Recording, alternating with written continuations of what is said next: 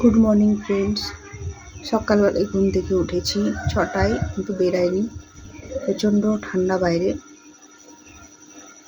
আর আমার একটু শরীরটা খারাপ হয়ে গেছে, মানে জ্বর আসছে, জ্বর আসার মতো একটা সিমটমস। সকালবেলায় প্রত্যেক দিন স্নান করে ধূপ দিই, আজকে ভাবলাম স্নানটা করবো না, একটু দেরি করেই স্নানটা করি, কারণ জ্বরটা আসলে আমার ওষুধ তো খাওয়া যাবে না।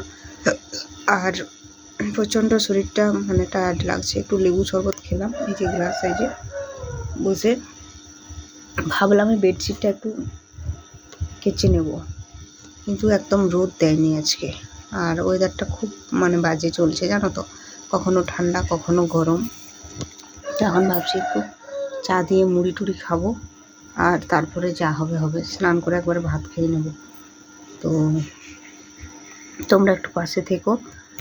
আর এই যে শেষ মাসটা না, আমি একদম ব্লগ করতে পারছি না, আমি কিছু কাজই করি না। তো করতে না পারলে কী করবো বলো, আমার শরীরটা প্রচণ্ড দুর্বল ছিল, এখনও দুর্বল আছে।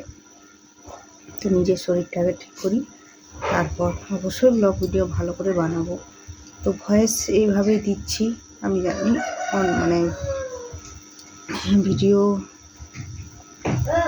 কিছু জনের ভালো লাগবে, কিছু জনের না। কী করবো বলো, ভিডিওটা তো করতে হবে। তোমাদের সাথে একটু কথা বললে একটু হালকা মনে হয়, কিন্তু কেউ কোনো সাজেশান দাওনি যে কী করা উচিত কী করা উচিত না।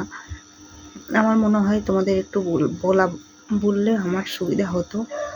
আমি যে ডেলিভারিটা হবে সেটা নর্মাল করাবো না সিজাকশন করাবো, এটা নিয়ে প্রচণ্ড টেনশানে আছি।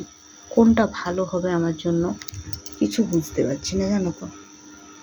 তোমরা একটু প্লিজ আমাকে গাইড করলে ভালো হতো, যদি গাইড করতে।